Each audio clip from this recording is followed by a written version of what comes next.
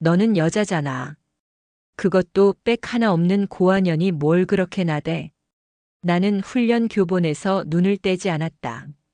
축축한 땀이 전투복 등줄기를 타고 흘렀지만 방금 귓가에 박힌 최판석 대위의 목소리보다 불쾌하지는 않았다. 여기는 강원도 춘천. 북쪽의 찬 기운과 남쪽의 더운 기운이 부딪히는 늘 팽팽한 긴장이 감도는 육군 비호부대 작전 지휘실. 점심시간이 막 끝난 가장 나른하고 습한 오후였다. 철제 캐비닛에서 풍기는 옅은 기름 냄새와 땀 냄새가 섞였다. 야, 권서현. 듣고 있어? 최 대위가 육중한 몸으로 내 책상 앞을 가로막았다. 그의 그림자가 내가 읽던 전술지도 위를 덮었다. 나는 천천히 고개를 들었다. 말씀하십시오, 최 대위님. 내 목소리는 떨리지 않았다. 군인에게 감정을 드러내는 것은 약점을 보이는 것과 같다. 그는 코웃음을 쳤다. 입가에 늘 묻어있는 침 거품이 역겨웠다. 어차피 이번 승진 너 아니야. 알만한 사람들은 다 알아. 소령자리 그거 하나 났는데 내가 될 것 같아? 승진 때문에 훈련하는 것 아닙니다. 아이고, 충성심 높은 우리 권 대위 나셨네. 애국자가 따로 없어. 그가 과장되게 박수를 짝짝 쳤다. 사무실의 다른 부사관 몇몇이 힐끔거렸지만 이내 모니터로 시선을 돌렸다. 못 본 척, 못 들은 척. 이 부대에서 살아남는 방식이었다. 야, 권서현. 정신 차려. 이번 자리는 오유라 거야. 오유라 아버지가 누군지 몰라. 저기 앞 사단 사단장님이랑 육사 동기인 건 아냐? 너 같은 고아 출신이랑은 뼈대부터가 다르다고. 넌 안 돼. 고아. 그 단어가 내 심장을 찔렀다. 하지만 나는 눈 하나 깜짝하지 않았다.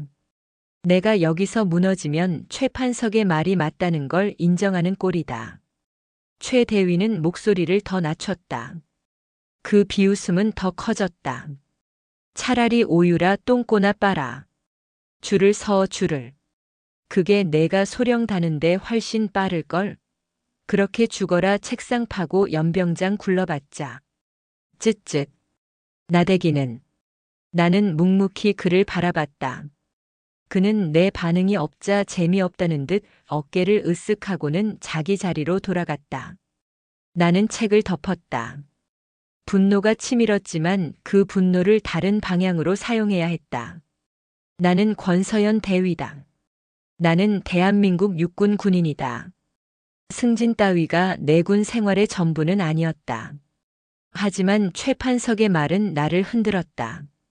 나의 존재를 부정당하는 기분이었다. 나는 누구보다 열심히 했다. 열심이라는 단어로는 부족했다. 나는 처절했다. 나는 매년 2번 있는 정기 체력 검정에서 단 한 번도 특급을 놓친 적 없다. 여자라서 봐주는 기준이 아니었다. 남자 동기들과 똑같은 기준으로 평가받아도 나는 최상이었다. 윗몸 일으키기, 팔굽혀펴기, 그리고 저주받은 3km 달리기까지. 군사 교육 성적은 늘 최고점이었다. 야간 독도법 훈련에서 다른 장교들이 산속에서 헤맬 때 나는 별과 능선만 보고 정확히 목표 지점을 찾아냈다. 전술평가에서는 누구보다 날카롭게 적의 약점을 파고드는 기동로를 제시했다. 내 몸과 정신은 오로지 조국을 지키는 군인으로 단련되었다. 그게 나의 자부심이었다. 그때 사무실 문이 열리며 화사한 화장품 냄새가 화약 냄새 찌든 지휘실에 퍼졌다. 오유라 대위였다. 어머, 다들 계셨네요. 날씨 너무 덥죠. 그녀는 전투복을 입고 있었지만 훈련을 한 사람의 모습은 아니었다. 빳빳하게 다려진 옷깃, 옅게 화장한 얼굴. 최 대위님, 이따 저녁에 사단장님 공관에서 식사 있는 거 아시죠? 저 먼저 퇴근해 봐야 할 것 같아요. 최판석이 기다렸다는 듯이 의자에서 튀어올랐다. 아, 그럼. 당연하죠, 오 대위님. 일찍 들어가세요. 여기 남은 건 제가 다 처리하겠습니다. 아까 나에게 나댄다던 그 입이었다. 오유라는 나를 쓱 훑어보았다. 경멸도 관심도 아닌 그저 거기 있구나 하는 무심한 시선. 그리고는 최 대위에게만 방긋 웃어 보이고는 사무실을 나갔다. 오유라. 그녀는 지난번 중요한 한미연합훈련에서 중대 지휘를 맡았다. 물론 그녀의 아버지가 꽂아준 자리라는 소문이 파다했다. 그녀는 좌표를 잘못 읽었다. 아군 포병대가 그녀가 지시한 좌표로 화력 지원을 했고 포탄은 엉뚱한 산 능선에 떨어졌다. 아찔한 순간이었다. 만약 훈련 스케줄이 조금이라도 어긋났거나 다른 아군 부대가 그 능선에 미리 도착해 있었다면 상상만 해도 끔찍했다. 인명 피해가 없었던 것이 천운이었다. 하지만 그 엄청난 실수는 조용히 묻혔다. 훈련 중 발생한 경미한 착오로 보고되었다. 체력 검정에서 과락을 간신히 면하고 전술 평가에서는 늘 뒤에서 맴도는 그녀가 어떻게 항상 유력한 진급 후보로 거론되는가? 이 거대한 부조리가 내 눈에만 보이는 건가? 사람들은 애써 눈 감아 주었다. 오유라의 아버지, 그리고 그와 연결된 수많은 줄기들. 나는 최판석과 오유라, 그리고 그들을 비호하는 이 거대한 성을 보며 생각했다. 비리가 있구나. 이건 단순한 승진의 문제가 아니었다. 이건 군의 기강, 어쩌면 국가의 안위가 달린 문제였다. 그리고 최판석이 모르는 것이 하나 있었다. 내가 고아라고 불리는 것을 묵묵히 참는 이유. 오유라의 아버지가 그토록 굽실거리는 사단장, 그 사단장이 매년 명절마다 깍듯하게 안부 전화를 올리는 단 한 사람. 대한민국 육군 참모총장. 그 사람이 바로 내 아버지라는 사실을. 나는 입대하던 날 아버지의 말씀을 기억한다. 서연아. 군인의 길은 명예다. 아비의 계급장이 내 어깨에 달린 것이 아니다. 내가 흘린 땀과 노력만이 너의 계급장이다. 아비의 이름으로 너의 길을 더럽히지 마라. 오로지 너의 실력으로 증명해라. 만약 내가 내 이름을 이용하는 순간 나는 내 손으로 내 군복을 벗길 것이다. 아버지 권무진 대장. 나는 그 약속을 지키기 위해 이 자리에 있었다. 고아라는 모욕을 참아내며 내 실력 하나로 여기까지 왔다. 5분의 시간이 흘렀습니다. 다음이 궁금해지는 장치를 설치할 시간입니다. 그렇게 일주일이 흘렀다. 승진 심사 결과 발표일. 부대의 모든 장교가 숨을 죽였다. 내 이름이 불릴 것인가? 아니면 모두의 예상대로 오유라의 이름이 불릴 것인가? 나는 초조하지 않았다. 나는 내가 할 수 있는 모든 것을 했다. 결과는 하늘에 맡긴다. 오전 10시. 대대장실에서 나온 인사과장이 복도 게시판에 얇은 종이 한 장을 붙였다. 사람들이 몰려들었다. 나도 천천히 그곳으로 걸어갔다. 소령 진급 예정자 명단. 내 심장이 쿵 하고 바닥으로 떨어지는 것 같았다. 단 하나의 이름. 오유라. 최판석이 내 어깨를 툭 치고 지나갔다. 꺼봐. 내가 뭘 했어. 줄 잘 서라니까. 고한연. 비웃음 소리가 복도를 울렸다. 나는 주먹을 꽉 쥐었다. 손톱이 손바닥을 파고들었다. 괜찮다. 나는 괜찮다. 나는 승진 때문에 군인이 된 것이 아니다. 하지만 왜 이렇게 눈앞이 뜨거워지는가? 그날 밤, 나는 잠을 이룰 수 없었다. 분노 때문인지 서러움 때문인지 알 수 없었다. 나는 무언가에 홀린 듯 다시 지휘실로 향했다. 야간 당직 근무자에게 간단히 목례를 하고 내 자리로 가는 척하다가 대대장실 앞을 지났다. 문이 살짝 열려 있었다. 낮에 인사과장이 깜빡하고 잠그지 않은 모양이었다. 나는 마른 침을 삼켰다. 들어가면 안 된다. 군사 기밀이다. 하지만 내 발은 이미 문을 밀고 있었다. 책상 위에는 오늘 발표한 승진 심사 서류철이 그대로 놓여 있었다. 나는 떨리는 손으로 서류철을 열었다. 그리고 나는 보았다. 이번 승진 심사 대상자들의 최종 점수표를. 권서현 대위 총점 98.5. 체력 만점, 교육 만점, 근무 평정 최상. 오유라 대위 총점 75점. 체력 보통, 교육 보통, 근무 평정 중상.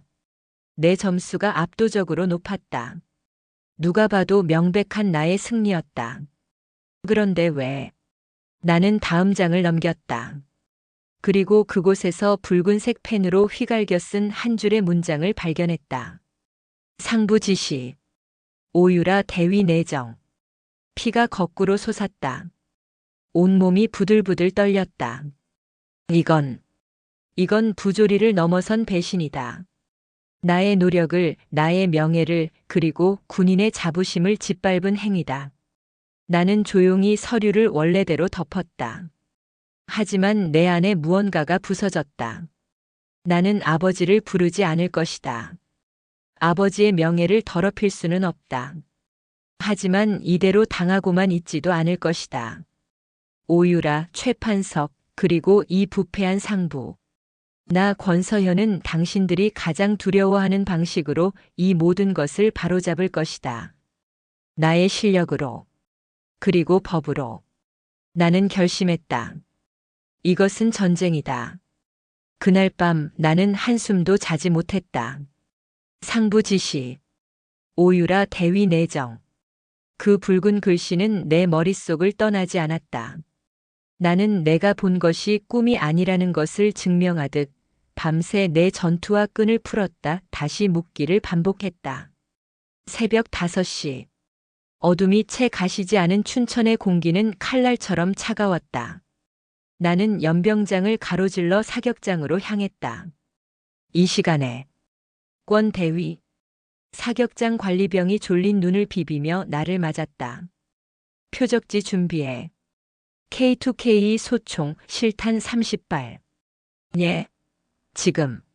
말입니까? 즉시 실시한다. 나는 차가운 총기를 받아들었다. 익숙한 기름 냄새와 쇠 냄새. 이것만이 나를 배신하지 않았다. 나는 엎드려 쏴 자세를 취했다. 100m 전방의 표적지가 어둠 속에 희미했다. 사격. 개시. 탕. 첫 번째 총성이 새벽의 정적을 찢었다. 총의 반동이 어깨를 때렸다. 나는 그 표적지를 오유라라고 생각하지 않았다. 최판석이라고 생각하지도 않았다. 나는 그 붉은 펜으로 쓰인 글씨를 향해 쐈다. 나의 노력을, 나의 명예를 짓밟은 그 오만한 상부를 향해 쐈다. 탕, 탕, 탕. 분노를 총알에 실었다. 하지만 내 손은 떨리지 않았다. 내 호흡은 완벽하게 통제되었다. 30발의 사격이 끝났을 때 동쪽 하늘이 밝아오기 시작했다. 관리병이 표적지를 가져왔다. 그의 눈이 휘둥그레졌다. 중심 명중입니다. 권 대위님. 30발 전부. 표적지의 10점 만점 원안은 단 하나의 구멍처럼 너덜너덜해져 있었다. 나는 총기를 반납하고 사격장을 나왔다.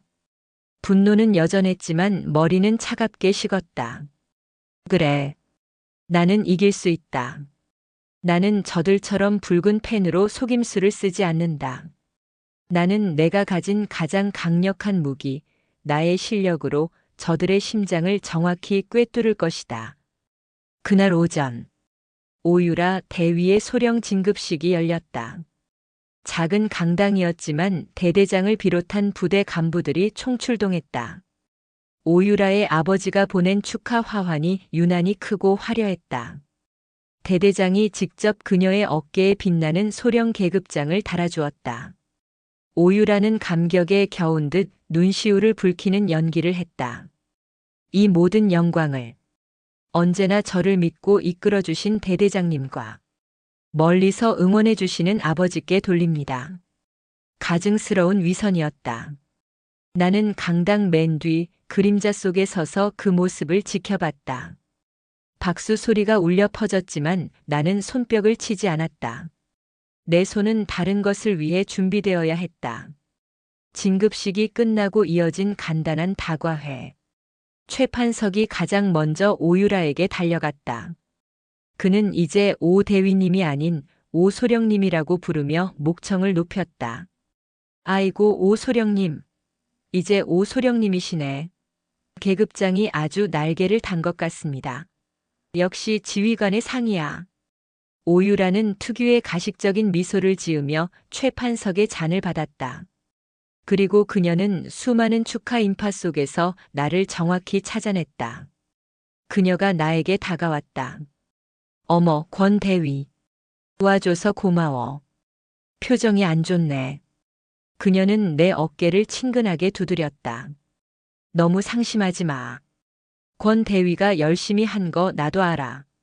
하지만, 알잖아. 군 생활이라는 게 꼭 노력만으로 되는 건 아니니까. 운도 따라야지. 그리고, 뭐 좋은 배경 같은 거? 그녀가 내 귓가에 속삭였다. 그녀는 알고 있었다. 내가 자신과 경쟁했다는 것을. 그리고 그녀는 나를 조롱하고 있었다. 다음엔 꼭 될 거야. 그러니까 지금처럼만 열심히 해. 묵묵히. 나는 내 어깨에 놓인 그녀의 손을 차갑게 바라봤다. 그리고 그녀의 눈을 정면으로 마주했다. 축하합니다, 오소령님. 내 목소리는 얼음장 같았다. 소령 계급장의 무게 부디 감당하시길 바랍니다. 오유라의 미소가 순간 굳었다. 그녀는 내 눈빛에서 무언가를 읽으려 했지만 이내 고개를 돌렸다. 고마워. 충고. 나는 그 자리를 빠져나왔다. 역겨움에 토할 것 같았다. 내 사무실로 돌아온 나는 처음으로 깊은 절망감에 휩싸였다. 나는 증거를 봤다. 하지만 그 증거를 쓸 수가 없다. 내가 그날 밤 대대장실에 무단으로 침입했다는 사실을 어떻게 증명할 것인가. 그걸 밝히는 순간 진급 비리를 폭로하기도 전에 내가 먼저 군사기밀보호법 위반으로 군사재판에 회부될 것이다. 그 붉은 펜, 그 서류는 내 머릿속에만 존재하는 증거였다. 그렇다면 방법은 하나다. 그들이 스스로 무너지게 만들어야 한다. 오유라가 그리고 그 상부가 덮을 수 없을 만큼 거대한 실수를 저지르게 만들어야 한다. 하지만 지난번 포병 좌표 실수처럼 그들의 실수는 늘 경미한 착오로 둔갑하고 묻혀버렸다. 어떻게? 나는 지난 훈련 보고서들을 다시 뒤지기 시작했다. 오유라가 실수를 저질렀던 그날의 기록. 훈련 중 발생한 경미한 착오로 인한 통신장애. 통신장애? 나는 다시 그 서류를 읽었다. 분명히 좌표를 잘못 읽은 실수였는데 왜 보고서는 통신장애로 기록되었을까? 기록이 조작된 것이다. 그렇다면 그 조작을 누가 했을까? 혹은 누가 묵인했을까? 나는 자리에서 일어났다. 부대에서 가장 깊고 가장 볕이 들지 않는 곳. 모든 정보가 모이고 모든 비밀이 저장되는 곳. 통신실. 지하 벙커에 위치한 통신실은 케이블 냄새와 오래된 기계 열기로 후끈했다. 그곳에는 이 부대의 터줏대감 박준희가 있었다. 박준희는 육사 출신 장교들을 벌레 보듯 했지만 유일하게 나에게만큼은 꼬박꼬박 존대를 해주었다. 그는 내가 밤늦게까지 전술 지도를 파고 주말에도 연병장을 도는 것을 묵묵히 지켜봐 온 사람이었다. 그는 내가 고아라고 불리는 것도 최 판석이 오유라에게 아첨하는 것도 모두 알고 있었다. 박준희님, 잠시 시간 괜찮으십니까? 그는 납땜을 하던 손을 멈추고 나를 바라봤다. 낡은 안경 너머의 눈이 날카로웠다. 권 대위. 웬일이신가? 진급식은 안 가고 다녀오는 길입니다. 그래. 오유라. 아니, 오소령이 아주 얼굴이 활짝 폈겠구만. 그는 헛웃음을 쳤다. 무슨 일인가? 나는 본론으로 들어갔다. 지난번 한미연합훈련 때 말입니다. 오 소령님이, 아니, 오 대위가 중대 지휘를 맡았을 때 박준희의 손이 멈칫했다. 포병 좌표. 실수건 말인가? 네. 혹시 그날 통신 기록 원본을 볼 수 있겠습니까? 훈련 복귀 보고서 작성을 위해서입니다. 박준희는 나를 물끄러미 바라봤다. 그는 내 말이 핑계라는 것을 알고 있었다. 그는 자리에서 일어나 거대한 서버렉으로 걸어갔다. 권 대위. 네. 이상한 일이지. 그날따라. 하필 그 좌표를 송신하던 그 순간에만 로그 파일이 깨졌어. 깨졌다고요? 그래. 뭐. 기계라는 게 다 그렇지 않나. 중요한 순간에 꼭 말썽을 부리니. 그래서 보고서에도 통신장애라고 올라간 거고. 오대위 잘못이 아니게 된 거지. 안 그런가? 박준희는 나를 바라보며 의미심장하게 웃었다. 누군가 의도적으로 삭제한 것이다. 나는 마른 침을 삼켰다. 그럼 그 기록은 영원히 복구할 수 없는 겁니까? 규정상으로는 그렇지. 삭제된 파일은 삭제된 거니까. 그는 다시 납땜 인두를 잡았다. 지지직 하고 타는 소리가 났다. 그런데 말이야, 권 대위. 네. 요즘 세상이 좋아져서 말이지. 다음 달부터 우리 부대 통신 서버 신형으로 전부 교체되는 거 아나? 처음 듣는 이야기입니다. 신형은 말이야. 삭제? 그런 거 없어. 모든 기록이 3중으로 저기 육군 본부 중앙 서버까지 실시간으로 전송되지. 나 같은 늙은이가 여기서 지우고 싶어도 저기 서울에 계신 높은 분들이 허락을 안 해주면 못 지워. 아주 투명한 세상이 오는 거지. 그는 나를 보지 않고 말했다. 실수 한 번 하면 빼도 박도 못하는 거야. 통신장애? 그런 핑계도 안 통하지. 내 심장이 뛰기 시작했다. 박준희. 그는 나에게 힌트를 주고 있었다. 과거는 묻혔다. 하지만 미래는 아니다. 5분의 시간이 흘렀습니다. 다음이 궁금해지는 장치입니다. 나는 박준희에게 깊이 고개 숙여 인사했다. 바쁘신데 시간 내주셔서 감사합니다, 박준희님. 그래. 훈련 열심히 하고. 통신실을 나오는데 등 뒤로 그의 목소리가 들렸다. 권 대위. 묵묵히 하는 것도 좋은데 말이야. 가끔은 그 잘난 실력 남들 다 보게 터뜨려 줄 필요도 있어. 그래야 똥파리들이 안 꼬이지. 나는 벙커를 나왔다. 차가웠던 머리가 다시 뜨거워지기 시작했다. 새로운 서버. 실시간 중앙 전송. 삭제 불가. 나에게 필요한 것은 무대였다. 오유라가 다시 한번 그녀의 실력을 마음껏 뽐낼 수 있는 무대. 그리고 그 모든 과정이 단 하나도 빠짐없이 삭제 불가능한 기록으로 남게 될 무대. 나는 사무실로 복귀했다. 그리고 그날 오후 최판석 대위가 흥분한 얼굴로 사무실 문을 박차고 들어왔다. 자자 모두 주목. 방금 대대장님께 보고받은 따끈따끈한 소식이다. 그는 의기양양하게 가슴을 폈다. 우리 부대가 다음 달에 있을 군단급 지휘소 훈련, 불사조 타격 훈련의 주관 부대로 선정됐다. 사무실이 술렁였다. 군단급 훈련. 그건 최판석이 오유라의 책상을 툭 치며 윙크했다. 그리고 이 중요한 훈련의 작전 계획 총괄은 그는 뜸을 들였다. 누구겠어? 우리 부대 최고의 엘리트. 새로 진급하신 오유라 소령님이 맡게 되셨다. 박수. 나는 주먹을 꽉 쥐었다. 왔다. 나는 조용히 내 책상 달력을 바라봤다. 다음 달. 박준희가 말한 신형 서버가 설치되는 시기와 정확히 일치했다. 오유라, 최판석, 그리고 그 뒤에 상부. 당신들은 지금 당신들의 손으로 당신들이 묻힐 무덤을 파고 있다.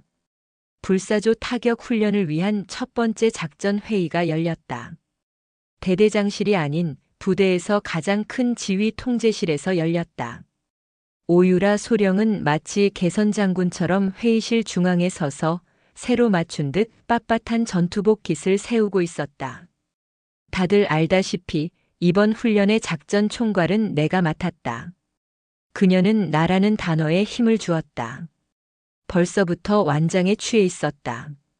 이번 훈련은 군단장님께서 직접 참관하신다. 우리 부대의 명예가 걸린 일이야. 알겠나? 그녀는 3차원 전술 지도를 스크린에 띄웠다. 화려했지만 알맹이가 없었다. 춘천댐과 소양강을 끼고 도는 기동로가 현실과 맞지 않게 너무 이상적이었다. 우리의 주력 부대는 이쪽으로 기동하여 적의 주력을 유인한다. 동시에 우리의 정예 기갑 부대가 적의 측면을 돌파, 배후를 차단한다. 완벽한 승리다.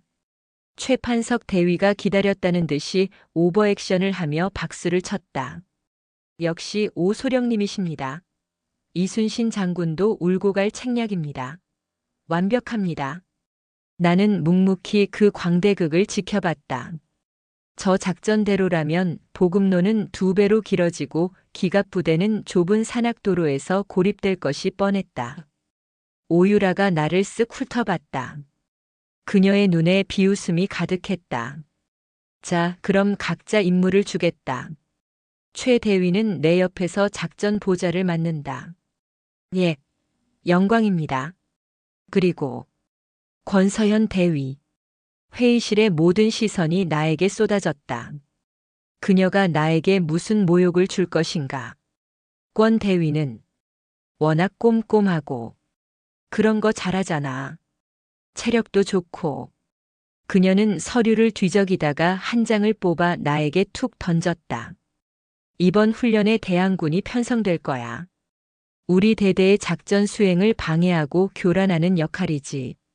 뭐 훈련을 위한 들러리 같은 거야. 그녀가 웃었다. 권 대위가 그 대항군 중대장을 맡아줘.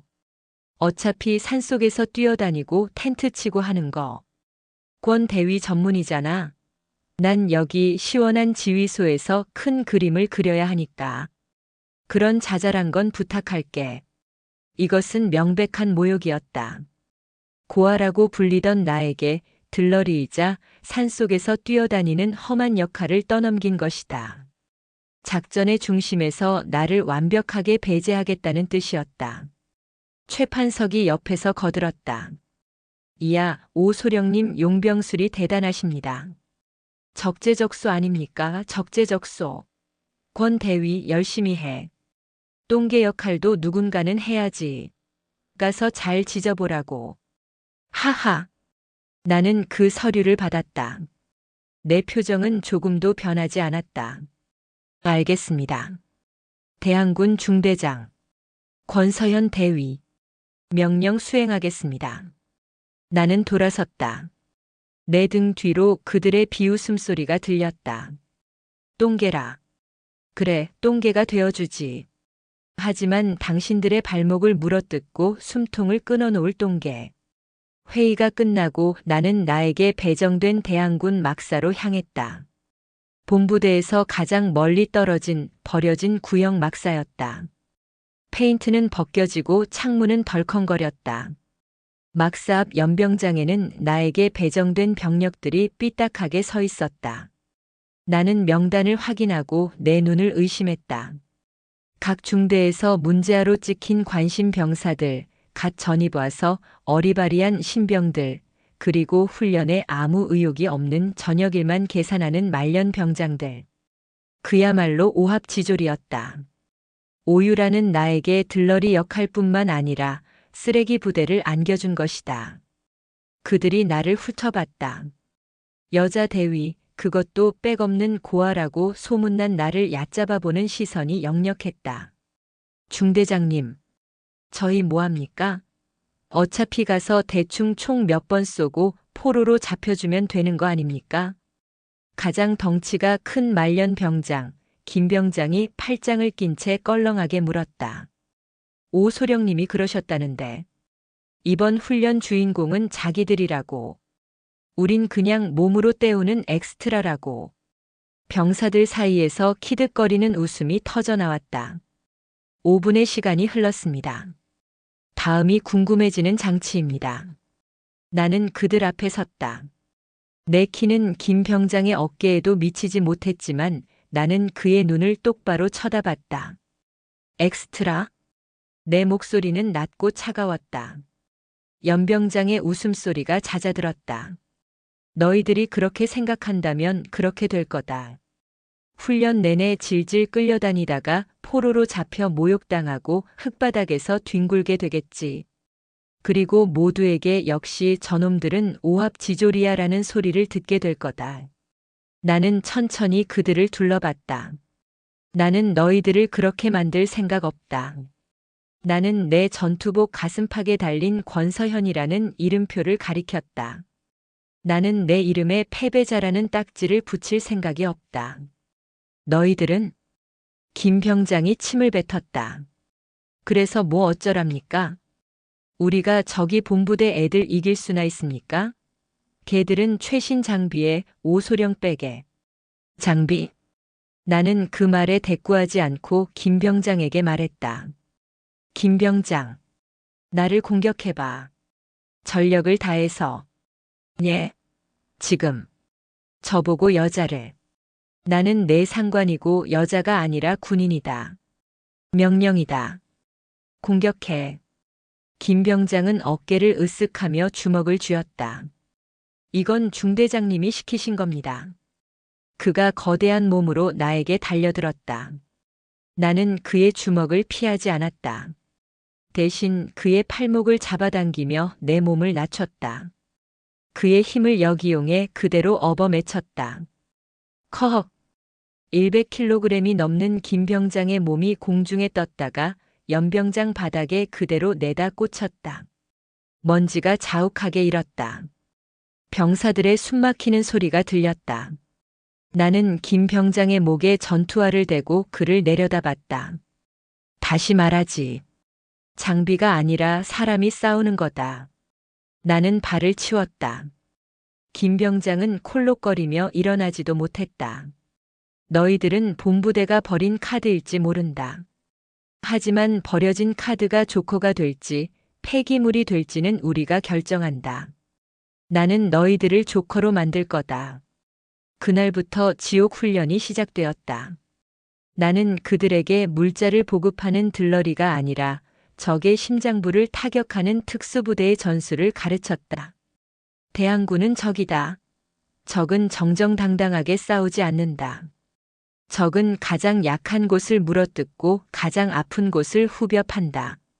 나는 그들에게 야간 독도법, 은밀 침투, 기만 전술, 그리고 지형지물을 이용한 매복을 가르쳤다. 낮에는 춘천의 산악 지형을 달렸고 밤에는 전술 지도를 폈다. 처음 며칠간 병사들은 죽는 소리를 냈다. 하지만 그들은 곧 깨달았다. 내가 그들보다 2배는 더 뛰고 2배는 더 굴렀다는 것을. 나는 말로만 지시하는 장교가 아니었다. 김 병장이 훈련 중 발목을 접질렸다. 나는 그를 업고 심리기를 행군했다. 내 어깨는 부서질 것 같았지만 나는 이를 악물었다. 그날 밤 김 병장이 내 막사로 절뚝거리며 찾아왔다. 중대장님, 왜 이렇게까지 하십니까? 어차피 진다고? 김 병장, 군인이 싸우기도 전에 패배를 생각하는 건가? 그게 아니라 오소령 말입니다. 저 여자 보통 아니라고 들었습니다. 줄 잘못 탔다가 군 생활 꼬이는 거 한두 번 본 게 아닙니다. 나는 줄을 타러 온 게 아니다. 나는 이기러 왔다. 김 병장은 한참 동안 나를 바라봤다. 그리고는 거수 경례를 붙였다. 그가 입대하고 처음으로 한 진짜 경례였다. 똑똑히 가르쳐 주십시오. 저 새끼들 콧대를 꺾어버릴 방법을. 대항군의 눈빛이 달라지기 시작했다. 오합지졸은 사라지고 굶주린 늑대 무리가 태어나고 있었다. 훈련 시작 일주일 전, 나는 밤늦게 통신실의 박준희를 다시 찾아갔다. 박준희님, 신형 서버 설치 완료되었습니까? 박준희는 늦은 시간까지 홀로 장비를 점검하고 있었다. 그는 나를 보고 희미하게 웃었다. 그래. 방금 마지막 테스트 끝냈다. 아주 반짝반짝해. 그는 거대한 서버렉을 두드렸다. 이제 여기서 일어나는 모든 교신, 모든 키보드 입력, 심지어 누가 언제 로그인하고 로그아웃 했는지까지 단 하나도 빠짐없이 저기 서울 육군 본부로 날아간다. 삭제? 어림도 없지. 삭제를 시도했다는 기록까지 남으니까. 이것이 내가 기다리던 순간이었다. 박준희님, 부탁이 하나 있습니다. 뭔가. 이번 훈련에서 오유라 소령이 사용할 지휘 통제 시스템, 저도 볼 수 있습니까? 권한이 없을 텐데. 자네는 대항군이라 아군 통신망 접근 자체가 적군이니까 적군의 통신망을 알아야 하지 않겠습니까? 나는 그를 똑바로 쳐다봤다. 박준희는 껄껄 웃었다. 그 말 한번 시원하네. 적군이니까 알아야 한다라. 그는 잠시 망설이다가 키보드를 두드렸다. 권 대위. 훈련은 규정대로 해야지. 물론입니다. 규정상 감찰관은 모든 교신 내용을 실시간으로 모니터링할 권한이 있지. 그렇지? 그렇습니다만 제가 감찰관은 쯧쯧. 말이 길어. 그가 쪽지 하나를 나에게 건넸다. 그곳에는 아이디와 비밀번호가 적혀 있었다. 아이디 GHOST77. PW. 이건 뭡니까? 감찰관용 관찰자 계정이다. 훈련 시스템 전체를 실시간으로 볼 수 있지. 하지만 그 어떤 입력이나 수정은 불가능해. 오직 보는 것만 가능하지. 이 계정으로 로그인한 기록은 시스템상 남지 않아. 유령 같은 거지. 박준희는 나에게 눈을 준 것이다. 5분의 시간이 흘렀습니다. 다음이 궁금해지는 장치입니다. 오유라가 무슨 작전을 짜는지, 누구와 교신하는지, 심지어 지휘소에서 딴짓을 하는지까지 다 볼 수 있다는 말이야. 물론 자네가 이걸 가지고 있다는 건 나하고 자네 둘만 알아야겠지. 이 은혜를 어떻게 갚아야 할지 모르겠습니다. 은혜는 무슨? 나는 그냥 저 잘난 육사 출신들 오유라의 기계 하나 제대로 못 다루는 꼴이 우스워서 그런다네.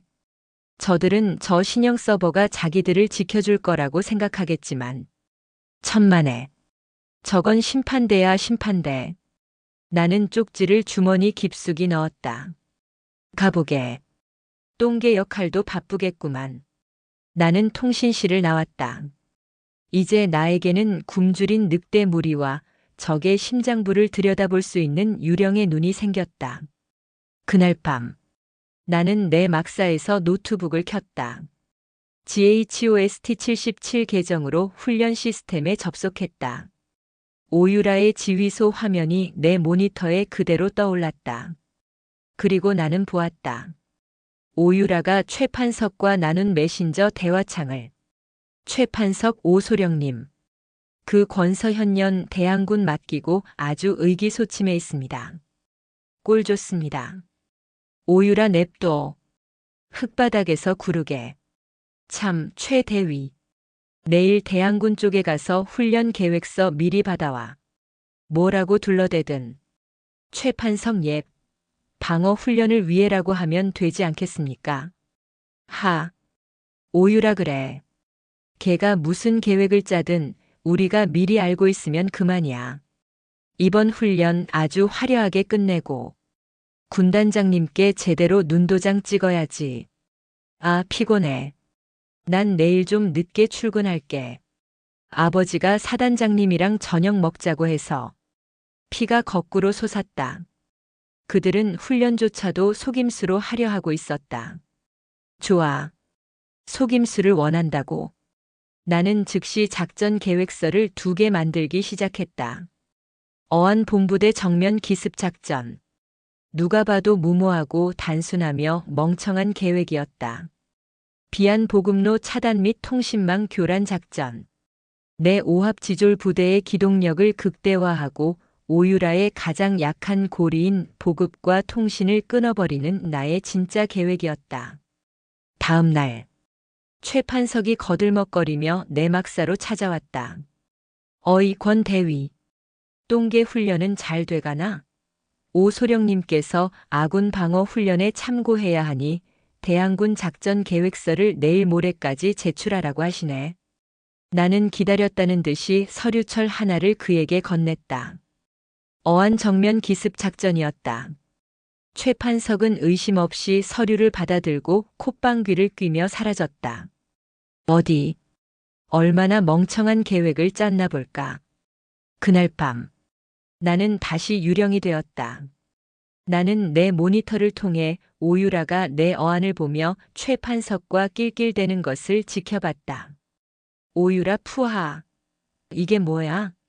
정면 기습? 전연 돌았나 봐. 최판석 제가 뭘 했습니까? 멍청한 고안연이라고. 머리는 안 쓰고 몸만 쓴다니까요. 오유라 잘 됐네. 우리는 쟤네가 올 길목에 병력 쫙 깔아놓고 토끼몰이 하듯 잡으면 되겠다. 훈련 첫날에 그냥 끝내버리자고. 그리고 축배를 들자. 그들은 내 가짜 미끼를 완벽하게 물었다. 나는 조용히 노트북을 덮었다. 그리고 나의 진짜 계획 비안을 펼쳤다. 김병장, 지금부터 진짜 사냥을 준비한다. 훈련 시작 사흘 전, 부대 전체에 비상이 걸렸다. 육군 본부에서 감찰관이 내려온다. 단순한 훈련 참관이 아니었다. 육군 본부 감찰실. 그 이름만으로도 간부들은 오줌을 지릴 정도였다. 젠장, 왜 하필 우리 부대야? 누가 뭘 찔렀나? 김 상사 저번에 유류 빼돌린 거? 최판석이 불안한 듯이 오유라의 사무실을 찾았다. 나는 유령의 눈으로 그들의 대화를 지켜보고 있었다. 최판석 오소령님, 괜찮겠습니까? 육군 본부 감찰실입니다. 저번에 오소령님 포병 좌표 실수한 거. 그런 거 들추면. 오유라 최 대위님. 쫄기는. 감찰관이 뭐 별거야? 그 사람도 다 우리 아버지 친구의 후배. 뭐 그런 거 아니겠어? 오유라 오히려 잘 됐지. 그 감찰관 앞에서 내가 권서현 그년을 어떻게 박살내는지 똑똑히 보여주자고. 내 실력을 증명할 기회야. 오유라는 조금도 겁먹지 않았다. 그녀는 자신의 백이 육군 본부까지 미친다고 굳게 믿고 있었다. 다음 날, 감찰관이 도착했다. 대대장이 버선발로 마중을 나갔다. 그런데 감찰관은 대대장실로 가지 않았다. 그는 내 대항군 막사로 이 부대에서 가장 누추한 곳으로 똑바로 걸어오고 있었다. 뭐야? 왜 우리한테 와? 김 병장이 당황해서 막사를 치웠다. 막사 문이 열리고 한 남자가 들어섰다. 날카로운 눈매, 다부진 체격. 나와 같은 대위 계급장이었지만 그가 풍기는 무게감은 달랐다. 그의 전투복에는 강민준이라는 이름표가 붙어 있었다. 여기 책임자가 누군가? 대위 권서연입니다. 나는 그에게 경례를 붙였다. 그는 면도날이라는 별명답게 막사 구석구석을 날카롭게 훑어봤다. 먼지 하나 없는 소총 거치대, 낡았지만 완벽하게 정비된 통신 장비. 그리고 그는 내 책상 위에 펼쳐진 비안 작전 지도를 보았다. 그의 눈이 빛났다. 대항군 중대장 권서현 대위인가? 그렇습니다. 이거 직접 작성했나? 그가 가리킨 것은 오유라의 본부대가 사용할 보급로와 그들의 통신망 취약점을 붉은 펜으로 분석한 나의 진짜 작전 지도였다. 대항군은 적입니다. 적은 적의 약점을 팝니다. 약점이라. 강민준 대위는 흥미롭다는 듯이 지도를 뜯어봤다. 본부대 통신망. 이렇게 허술했나. 보급로도 너무 길고. 이걸 어떻게 알았지? 본부대에서 공유한 작전 계획서 오유라가 자랑 삼아 모두에게 뿌리노아 부대 편성표를 분석했습니다. 그들은 자신들의 화려한 기동 작전에만 집중하고 있습니다. 하지만 보급이 끊기면 그 기동은 멈춥니다. 강 대위는 나를 꿰뚫어 보듯이 바라봤다. 권 대위, 넌 지금 이 훈련을 이기려고 작정한 것 같군. 훈련은 실전입니다. 저는 패배하는 법을 배우지 못했습니다. 강민준 대위는 한참 동안 말이 없었다. 그는 내 책상 위에 놓인 너덜너덜해진 육군 규정집을 집어들었다. 이걸 아직도 보나? 모든 답은 규정집에 있습니다. 그는 규정집을 탁 소리나게 덮었다. 오유라 소령. 아니, 본부대 지휘소에도 가봤다. 그곳은 규정집 대신 전공 트로피가 있더군. 그는 막사를 나가려다 멈춰섰다. 5분의 시간이 흘렀습니다. 다음이 궁금해지는 장치입니다. 권 대위. 네. 훈련은 규정대로 원칙대로 해야지. 안 그런가? 그것은 박준희가 나에게 했던 말과 같았다. 물론입니다. 특히 통신 규정. 그의 눈이 내 눈을 똑바로 응시했다. 이번 훈련부터 신형 서버가 가동된다고 들었다. 모든 교시는 기록되어야 하고 그 기록은 조작되어서는 안 되지. 그는 내 어깨를 툭 쳤다. 본부대에 제출했다는 어안도 봤다. 아주 멍청하더군. 그는 알고 있었다. 내가 가짜 계획서를 냈다는 것을. 나는 훈련 내내 자네 부대를 따라다닐 생각이다. 이 비안이 어떻게 실행되는지 내 눈으로 직접 봐야겠다. 방해된다고 생각 마라. 난 그저 관찰자일 뿐이니까. 그는 의미심장한 미소를 남기고 사라졌다. 나는 깨달았다. 육군 본부 감찰실. 그들은 오유라를 띄워주러 온 것이 아니었다. 그들은 오유라를 그리고 어쩌면 그 상부를 잡으러 온 것이었다. 그리고 나는 그들의 가장 날카로운 칼이 될 것이다. 훈련 당일 춘천의 산에 짙은 안개가 깔렸다. 나는 대항군 부대원들과 함께 위장 크림을 바르고 있었다. 오유라의 자신만만한 목소리가 통신망을 타고 울려 퍼졌다. 나는 유령 계정으로 모든 것을 듣고 있었다. 전군, 공격 개시, 멍청한 대항군 놈들을 토끼 몰이하듯 소탕한다. 저들이 제출한 어안 루트로 전 병력 집결. 최판석이 아첨했다. 오소령님, 멋지십니다. 벌써 승리가 눈에 보입니다. 그들은 몰랐다. 그들이 향하는 길목은 텅 비어 있다는 것을. 나는 안개 속에 숨어 내 늑대 무리에게 속삭였다. 여기는 조커. 본부대가 사냥을 나갔다. 지금부터 빈집을 털러 간다. 우리의 목표는 오유라의 주력 부대가 아니었다. 우리의 목표는 그들의 밥줄이자 숨통인 보급부대와 통신 차량이었다. 사냥이 시작되었다. 춘천의 새벽 안개는 우리의 가장 완벽한 위장막이었다. 오유라의 주력 부대가 내가 던져준 가짜 미끼어 안을 물고 엉뚱한 산 골짜기로 향하는 사이 나와 나의 조커 부대는 정반대 방향으로 은밀하게 기동했다. 우리의 첫 번째 목표는 단 하나. 적의 밥줄이었다. 중대장님 전방 200m. 적 보급 차량 행렬 발견. 선두에서 정찰 중이던 김병장의 목소리가 무전기를 타고 낮게 울렸다.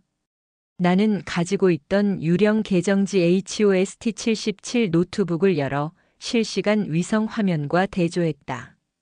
본부대 유류 트럭 2대, 탄약 트럭 1대, 식수 및 식량 트럭 1대, 호위 병력 1개 분대, 차량 탑승. 예상대로였다. 오유라는 모든 정예 병력을 토끼 사냥에 쏟아부었고 가장 중요한 보급로의 방어는 소홀히 했다. 그녀에게 보급은 승리 후에 챙겨도 되는 귀찮은 잡무에 불과했을 것이다. 저 새끼들. 아주 소풍 나왔습니다. 담배까지 꼬나물고 있습니다. 김 병장이 혀를 찼다. 나는 내 부대원들을 둘러봤다. 불과 몇 주 전만 해도 오합지졸이었던 그들의 눈빛이 사냥감을 발견한 늑대처럼 빛나고 있었다. 중대장님, 어떻게 할까요? 계획대로. 1분대 김 병장 조는 전방 도로 차단 및 호위 병력 제압. 2분대는 후방 퇴로 차단. 3분대는 나를 따라 차량을 접수한다. 나는 내 전투복 어깨에 동행 중인 강민준 대위를 돌아봤다. 그는 관찰자로서 한마디 말도 없이 내 작전을 지켜보고 있었다. 나는 무전기에 주파수를 맞췄다. 여기는 조커. 사냥감 확인. 5분 뒤 첫 번째 식사를 시작한다. 조커 확인. 김 병장의 1분대가 산비탈을 미끄러지듯 내려가 거대한 나무를 쓰러뜨려 도로를 막았다. 끼익. 선두의 유류 트럭이 급정거했다. 호위 병력들이 어리둥절하며 차에서 내리는 순간. 공격. 우리는 안개를 뚫고 그들을 덮쳤다. 공포탄 소리가 춘천의 산골짜기를 울렸다. 대항군이다. 대항군이다. 어떻게 여기에? 그들은 오유라의 작전 지도상 우리가 있어야 할 곳보다 수십 킬로미터나 떨어진 곳에서 나타난 우리를 보고 혼비백산했다. 전투는 싱겁게 끝났다. 10분 만에 모든 호위 병력과 운전병이 전사 판정을 받았다. 강민준 대위는 자신의 팔에 찬 심판관 시계로 상황을 기록했다. 대항군 본부대 보급 중대 완파. 본부대 유류 및 탄약 자산 70% 손실. 훈련 상황 종료. 김 병장이 유류 트럭 위에 올라가 포효했다. 중대장님, 우리가 해냈습니다. 저 새끼들 이제 깡통입니다. 나는 웃지 않았다. 아니, 이제 시작이다.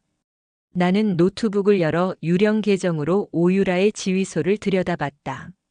아니나 다를까 그녀는 최판석과 커피를 마시며 승리를 예감하고 있었다. 최판석 하.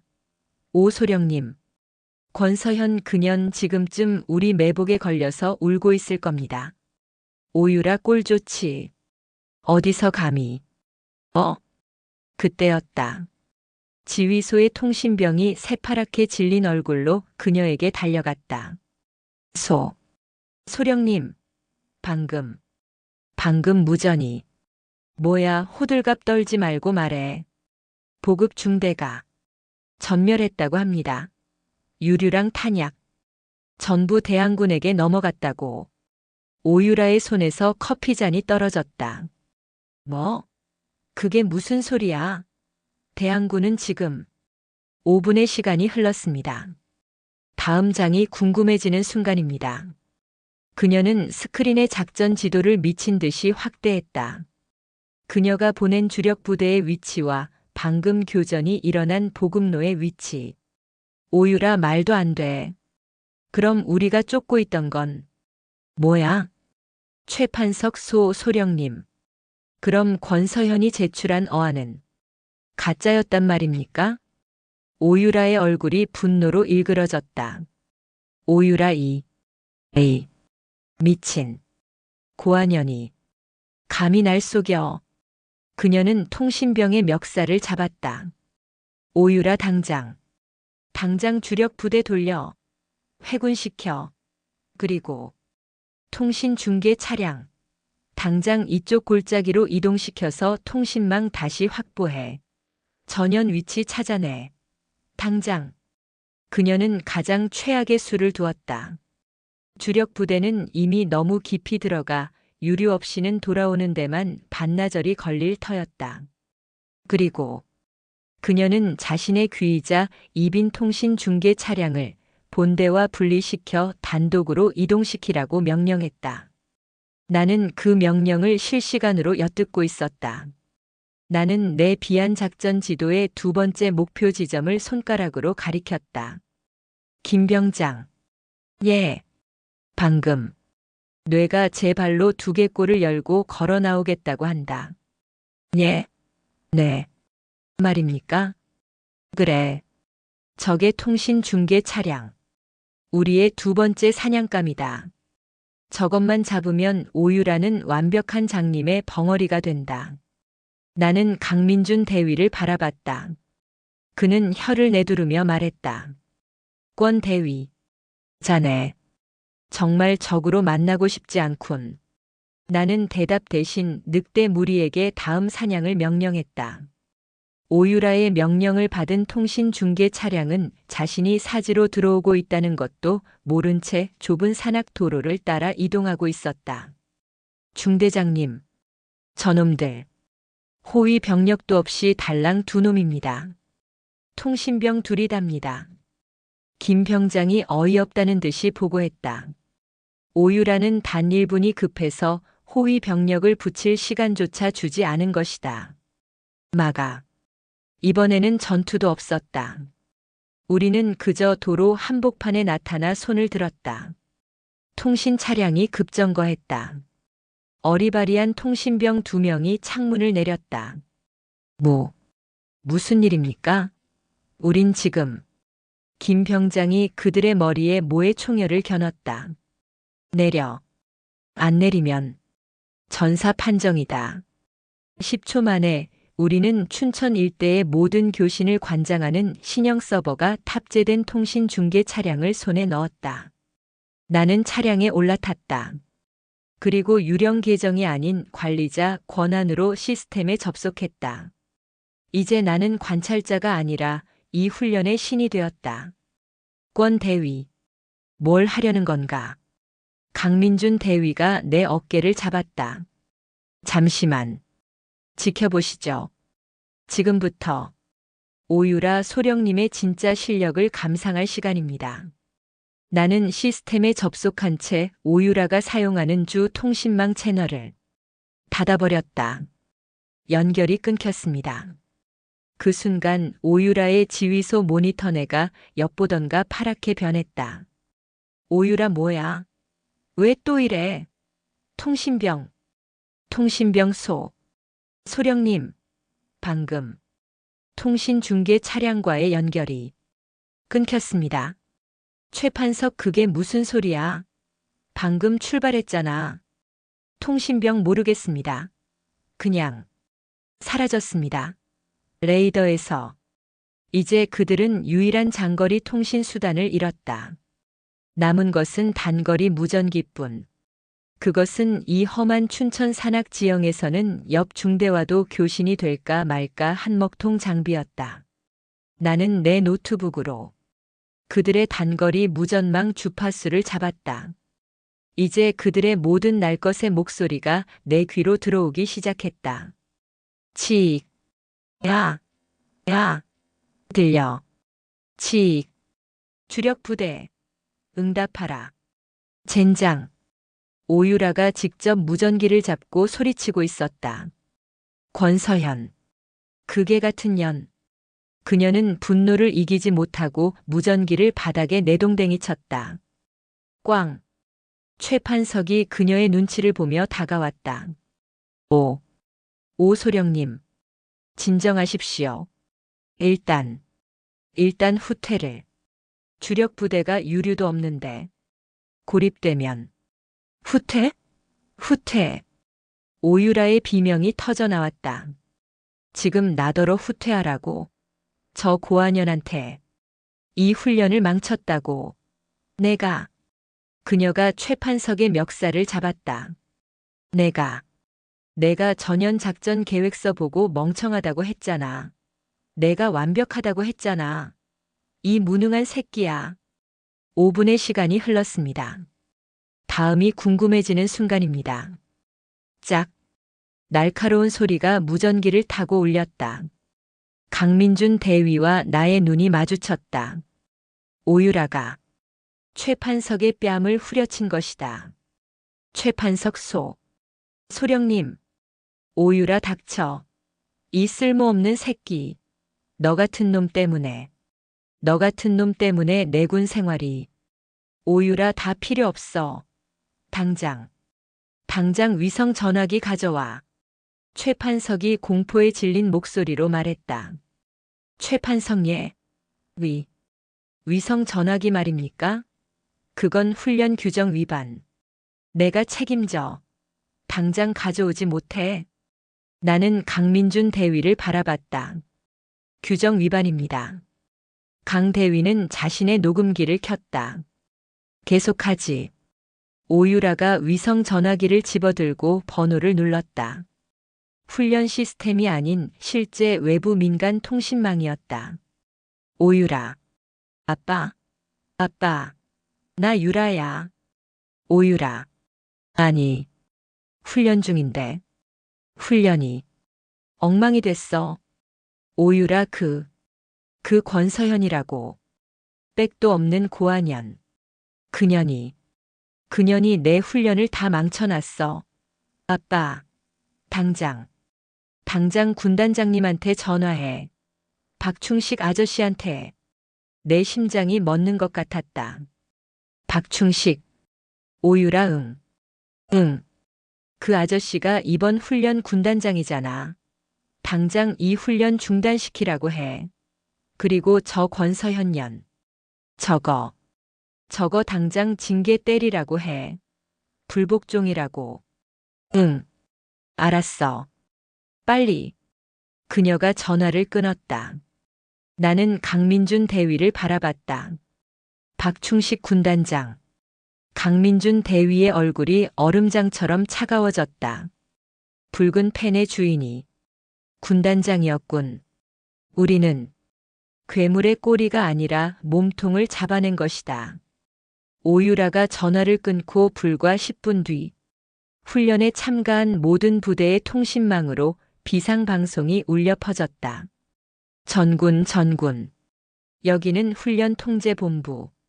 금일 훈련은 기상 악화 및 예측 불가능한 외부 변수 발생으로 인하여 이 시간부로 전면 중단한다.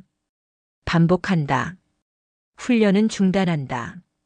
모든 부대는 즉시 주둔지로 복귀. 각 부대 지휘관은 명일 공구 시 900 대강당에서 열리는 사후 검토 AAR에 전원 참석하라. 의상. 김 병장이 어이없다는 듯이 중얼거렸다. 기상 악화? 이렇게 해가 쨍쨍한데? 외부 변수.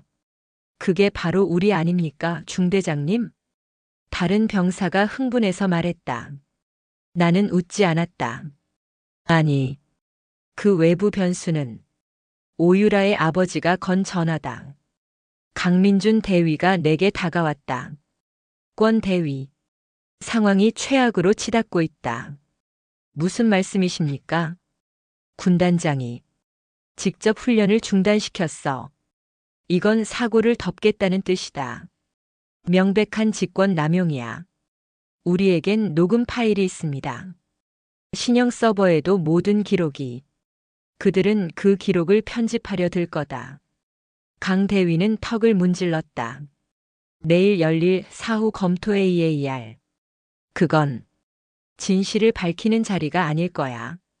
그건 마녀 사냥의 무대가 될 거다. 마녀 사냥. 이라니요. 군단장은 자신의 치부 오유라 비호를 덮기 위해 희생양이 필요해. 훈련을 망친 희생양. 바로 독단적인 행동으로 훈련 규정을 위반하고 상부의 지휘 체계를 무너뜨린 대항군 중대장. 바로 자네야, 권 대위. 그들은 나를 범인으로 만들 작정이었다. 내가 제출한 어안을 따르지 않고 멋대로 비안을 실행해 훈련 전체를 망가뜨렸다고. 오유라가 지휘를 못한 것이 아니라 내가 반란을 일으켰다고. 그렇게 되면 오유라의 폭행과 욕설, 심지어 위성 전화 사용까지 전부 극단적인 스트레스 상황에서 나온 경미한 실수로 묻힐 것이다. 나는 주먹을 꽉 쥐었다. 겨우 여기까지 왔는데. 모든 증거를 잡았는데. 괴물의 몸통은 내가 상상한 것보다 훨씬 더 거대했다.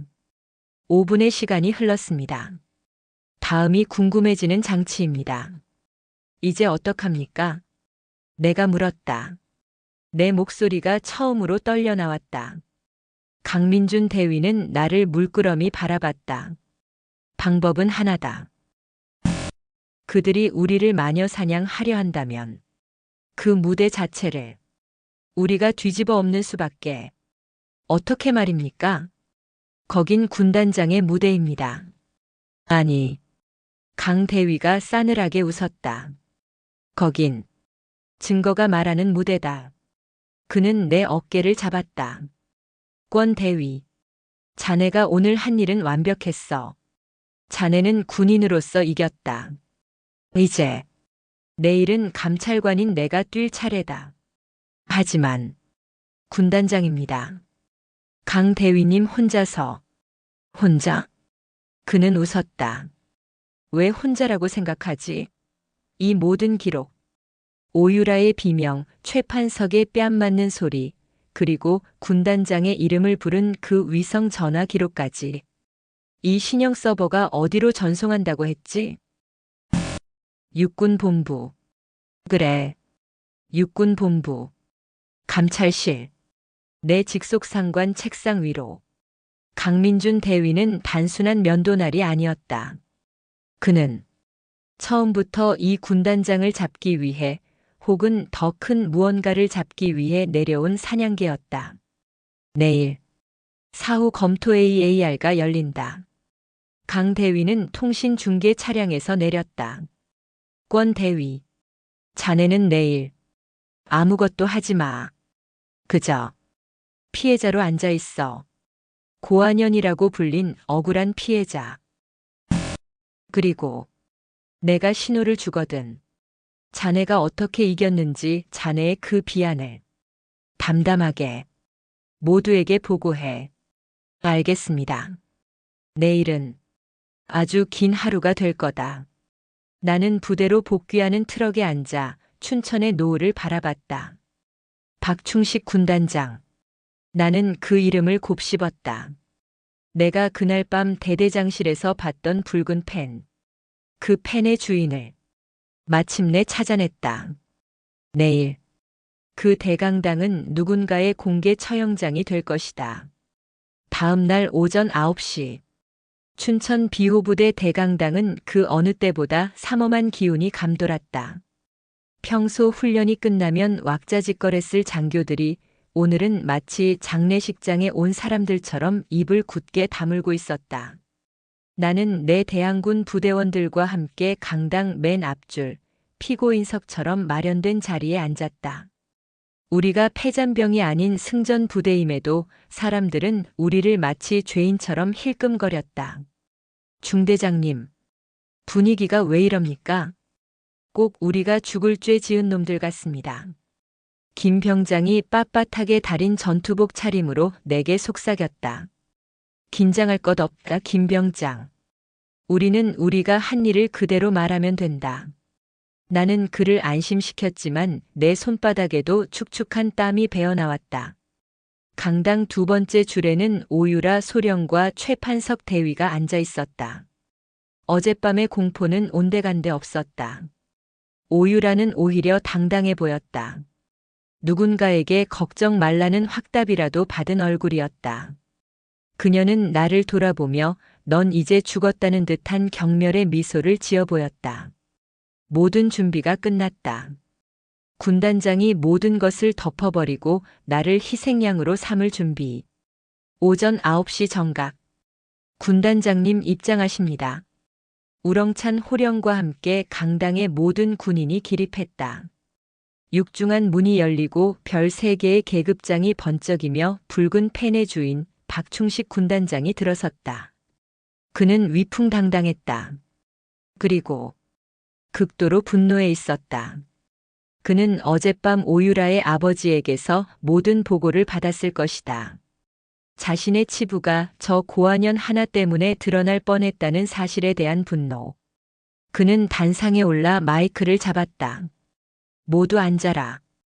그의 목소리는 강당 전체를 얼어붙게 할 만큼 차가웠다.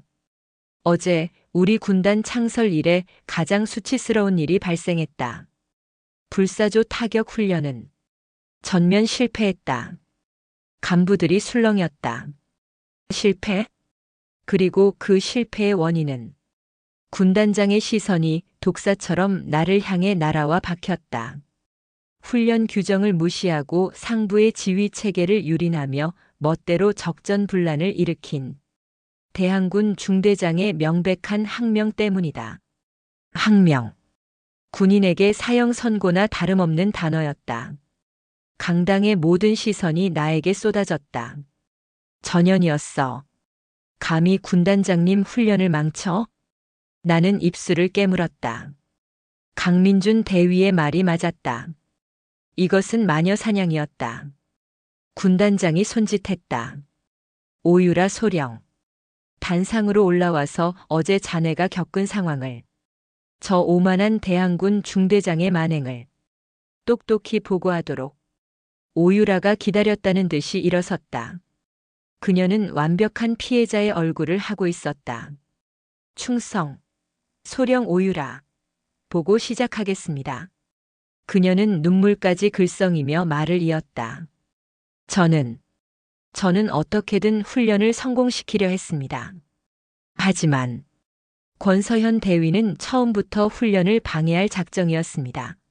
저에게는 가짜 작전 계획서 알을 제출하고 실제로는 아군의 가장 취약한 보급로를 기습했습니다. 이건 훈련이 아니라 테러였습니다. 그 결과 아군의 보급은 끊기고 통신망은 마비되었습니다.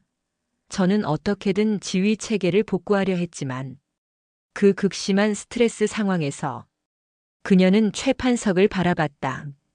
제가 잠시 이성을 잃고 최 대위에게 실수를 한 것은 인정합니다. 하지만 그 모든 원인은 저 권서현 대위가 제공했습니다. 최 판석이 벌떡 일어나 거들었다. 맞습니다, 군단장님. 권 대위는 승진에 누락된 것에 앙심을 품고 오 소령님께 사적인 복수를 한 것입니다. 지휘관의 명령을 무시하고 훈련 전체를 망가뜨렸습니다. 전혀는, 아니, 권 대위는 군인도 아닙니다. 완벽한 각본이었다. 모든 죄는 나에게 뒤집어 씌우고 오유라의 폭행과 욕설은 스트레스로 인한 실수로 둔갑했다. 군단장이 무겁게 고개를 끄덕였다. 상황 파악 끝났다. 그는 나를 지목했다. 권서현 대위. 단상으로. 나는 자리에서 일어났다. 수백 개의 눈이 나를 찔렀다. 권 대위. 자네는 지금이라도 자네의 죄를 인정하고 군단의 명예를 실추시킨 것에 대해 사죄할 용의가 있나? 내가 입을 여는 순간 모든 것이 끝장날 터였다. 나는 군단장을 바라봤다. 그의 눈은 내가 감히 내게 덤벼 라고 말하고 있었다. 나는 마이크를 잡았다. 저는 5분의 시간이 흘렀습니다. 다음이 궁금해지는 순간입니다. 저는 죄를 인정할 수 없습니다. 뭐라고? 군단장의 눈이 커졌다. 저는 훈련 규정대로 싸웠습니다. 저는 적의 역할을 맡았고 적의 입장에서 적의 약점을 공격했습니다. 오유라 소령이 저의 작전을 예측하지 못하고 보급로와 통신망을 허술하게 관리한 것이 패배의 원인입니다. 에이. 오유라가 소리쳤다. 전연이 아직도 반성을. 군단장이 손을 들어 그녀를 제지했다. 그의 얼굴이 분노로 붉게 달아올랐다. 반성도 없는 년이군. 좋다. 규정대로 싸웠다고. 감히 내 앞에서 규정을 들먹여? 그는 서류를 집어들었다. 그렇다면 훈련 중 지휘관의 허가 없이 위성 전화를 사용한 오유라 소령은 어떻게 처벌해야 하지? 응? 강당이 다시 술렁였다. 군단장이 갑자기 오유라를 공격했다. 오유라의 얼굴이 하얗게 질렸다. 군단장님? 그건 제가 어디서 아비에게 배운 버릇인지 모르겠군. 훈련 중에 위성 전화로 사적인 통화를 해? 군기를 누가 이따위로. 군단장이 말을 바꾸었다. 나는 깨달았다. 그는 나를 칠 수 없다는 것을 안 것이다. 만약 나를 항명으로 엮으면 나 역시 오유라의 위성 전화 사용을 물고 늘어질 것이고 진흙탕 싸움이 되면 결국 그 전화의 내용 박충식 아저씨 드러날 수 있기 때문이었다. 그는 나를 칠 수 없으니 차라리 꼬리 오유라를 자르고 자신은 빠져나가려는 것이다. 오유라 소령. 자네는 이번 훈련 실패의 책임을 지고 보직 해임과 동시에 중징계 위원회에 회부하겠다. 군단장님, 아저씨, 에이, 이러실 수 없습니다. 오유라가 절규했다. 최판석 대위, 뭐해? 전혀 끌어내지 않고. 군단장은 그렇게 모든 것을 오유라 개인의 일탈로 덮으려 했다. 나는 복수했다. 오유라와 최판석은 끝났다. 하지만 붉은 패는 상부 지시는 이 부패한 몸통은 이렇게 살아남는단 말인가. 그때였다. 강당 뒷문이 열리며 나와 눈이 마주쳤던 면도날 강민준 대위가 걸어 들어왔다. 그의 뒤에는 육군 본부 헌병 2명이 서 있었다. 잠깐. 강 대위의 목소리가 강당을 울렸다. 군단장님, 사후 검토가 아주 흥미진진하군요. 군단장의 눈이 경악으로 물들었다. 강 대위, 자네가 왜? 육군 본부 감찰실에서 나왔습니다. 강 대위는 단상으로 천천히 걸어 올라왔다. 그는 군단장 옆에 서서 마이크를 빼앗다시피 잡았다. 꼬리 자르기 오유라 처벌은 잘 받습니다, 군단장님. 하지만 저희는 꼬리가 아니라 몸통을 잡으러 왔습니다. 그는 자신의 노트북을 스크린에 연결했다. 지금부터 진짜 불사조 타격 훈련의 사후 검토를 시작하겠습니다. 대강당의 거대한 스크린이 켜졌다. 군단장의 얼굴이 굳어졌다. 강 대위, 지금 뭐 하는 짓인가? 여긴 내 관할 구역이야. 이제 아닙니다. 강민준 대위는 차갑게 대답했다. 그는 첫 번째 파일을 재생했다. 그것은 내가 그날 밤 대대장실에서 몰래 봤던 바로 그 소령 진급 심사 서류였다. 권서현 대위 총점 98.5, 오유라 대위 총점 75.0. 강당의 모든 장교가 숨을 죽였다. 점수 차이는 명백했다. 이게 어떻게 된 거야? 점수가 저렇게 차이 나는데. 왜 오유라가? 군단장이 소리쳤다. 저건 위조된 문서야. 당장 저걸 끄지 못해. 위조라고요? 강 대위는 다음 장을 넘겼다. 스크린 가득 한 줄의 문장이 클로즈업되어 나타났다. 상부 지시. 오유라 대위 내정. 그리고 그 아래에 휘갈겨 쓴 박충식이라는 서명. 이것도 위조입니까, 군단장님? 육군 본부 과학수사연구소의 필적 감정 결과입니다. 강 대위가 다음 스크린에 필적 감정 보고서 동일인 일치를 띄웠다. 군단장은 비명을 지르지 못했다. 그의 입이 벌어졌지만 아무 소리도 나오지 않았다. 그는 단상 위에 물컵을 잡으려 했지만 손이 너무 심하게 떨려 컵을 쳐서 떨어뜨렸다.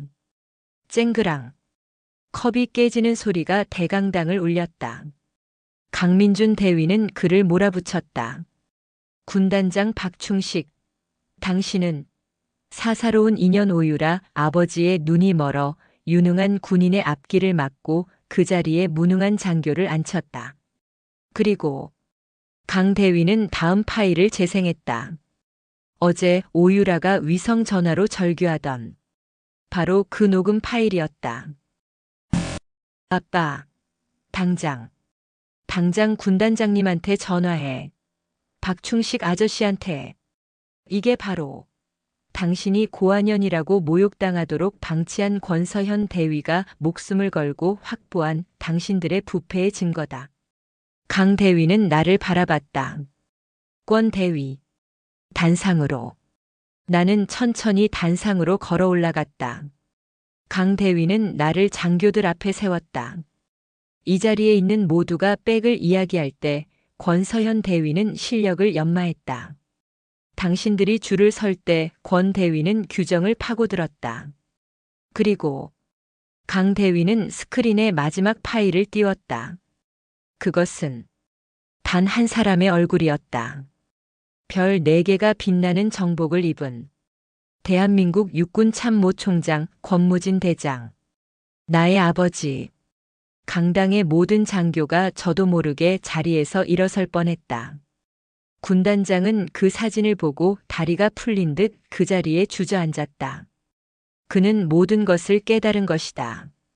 자신이 고아년이라고 짓밟았던 저 여자가, 자신이 붉은 펜으로 떨어뜨렸던 저 여자가 자신이 모시는 상사의 딸이었다는 것을. 내가 참모총장님의 따님을. 그는 마지막 순간까지도 자신의 죄가 진급 조작이 아니라 줄을 잘못 건드린 것이라고 생각하고 있었다. 아니, 나는 처음으로 마이크를 잡고 말했다. 모두가 나를 바라봤다. 당신은 참모총장의 딸을 건드려서 벌을 받는 것이 아닙니다. 나는 강당의 모든 장교를 둘러보며 말했다. 당신은 백 없는 고아라고 생각했던 대한민국 육군 대위 권서현의 노력을 짓밟았기 때문에 벌을 받는 것입니다. 나는 아버지를 부르지 않았습니다. 나는 오직 나의 실력으로 그리고 나를 믿어준 동료들 박준희, 강 대위, 그리고 나의 대항군 부대원들과 함께 당신의 부패를 증명했을 뿐입니다. 강민준 대위가 헌병들에게 손짓했다. 군단장 박충식을 직권 남용 및 인사비리 혐의로 체포한다. 헌병들이 군단장의 어깨에서 별 3개의 계급장을 떼어냈다. 오유라와 최판성 역시 절망에 빠진 얼굴로 함께 끌려나갔다. 길고 길었던 춘천에서의 전쟁이 끝났다. 1년 뒤 서울 육군본부. 나는 소령 권서현이 되어 있었다. 춘천에서의 일이 마무리된 후 나는 정당하게 내 계급장을 되찾았다. 그리고 강민준 대위. 아니, 지금은 나의 직속 상관이 된 강민준 소령과 함께 육군 본부 감찰실에서 가장 골치 아픈 곳 인사공정화위원회에서 일하게 되었다. 우리는 지난 1년간 박충식 같은 붉은 펜이 다시는 등장할 수 없도록 모든 진급 심사를 이름과 출신 배경을 가리는 블라인드 테스트와 실적 기반의 데이터 평가로 바꾸는 시스템을 완성했다. 권소령. 오늘 첫 결과 나오는 날인 거 알지? 강소령이 커피를 건네며 말했다. 알고 있습니다. 우리는 본부 중앙 로비에 새로 설치된 전자 게시판을 바라봤다. 신규 진급자 명단이 떴다. 수많은 장교가 게시판으로 몰려들었다. 그때 저편에서 한 젊은 대위가 명단을 확인하고는 제자리에 주저앉아 울기 시작했다.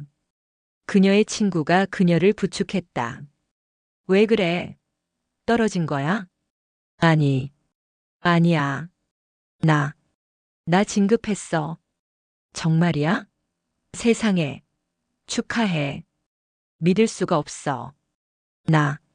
나 백도 없고 아무 줄도 없는데.